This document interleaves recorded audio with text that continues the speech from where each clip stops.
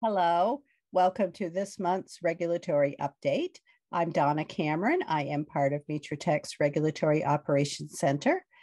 And this month we do have a number of items to go over with you, starting with an amendment from the CFPB.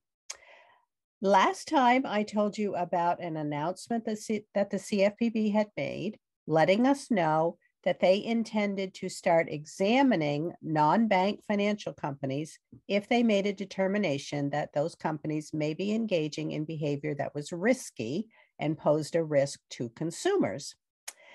This month, they amended a 2013 procedural rule, and they added a mechanism that will allow the director of the CFPB to make public any decisions or orders that come from those examinations of risky non-bank financial companies.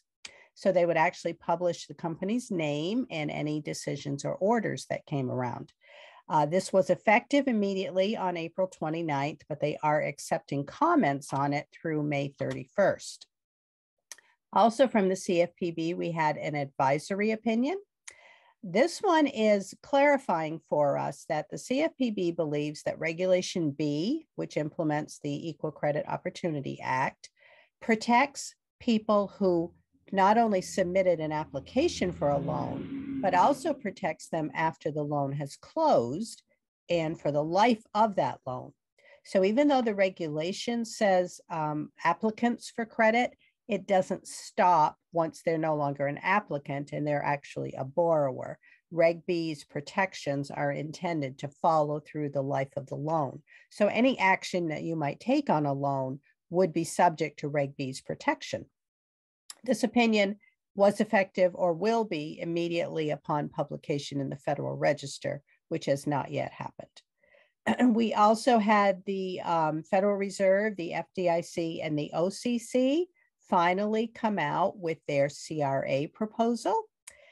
If you are subject to the CRA, you are well aware that it has been in flux for quite a while and a lot of activity and changes here. The agencies finally got together as they promised that they would, and they have announced a joint proposal to update the CRA rules. This is an almost 700-page proposal. It would radically change CRA. Comments are due by August 5th on that one. We also saw all 5 of the federal regulatory agencies issue updated and new flood insurance Q&As. There are about 150 of them in total. Some of them are brand new. Some of them are revisions to existing Q&As where they have clarified or expanded on their answers. They also did a really nice thing and separated these Q&As into topics. So there are different sections for each topic, which will make it much easier for us to find the answer to a specific question we might have.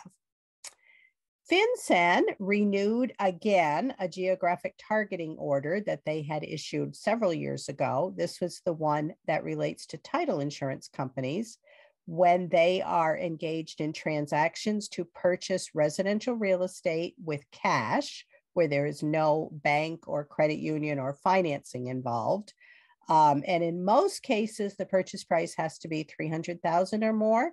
But they did in this newest update, they also initiated a $50,000 purchase price for the city and county of Baltimore. And they also expanded the geographies that this GTO applies to. So if you have thought previously that it didn't affect you at all, you might want to take a look at those expanded geographies because you may now find that you are doing business in one of them. Lastly, the Farm Credit Administration updated its regulatory capital rules to introduce a new term, and this is associated with the implementation of CECL.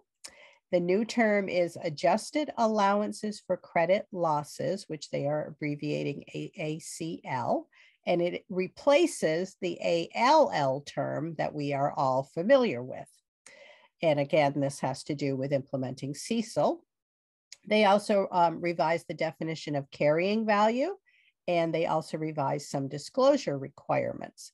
And unlike the banking agencies, the Farm Credit Administration is not providing any sort of phase-in period for CECL implementation.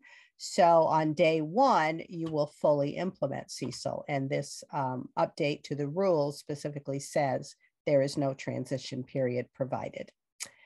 That takes care of it for this month. I hope you have a great month, and I will talk with you again.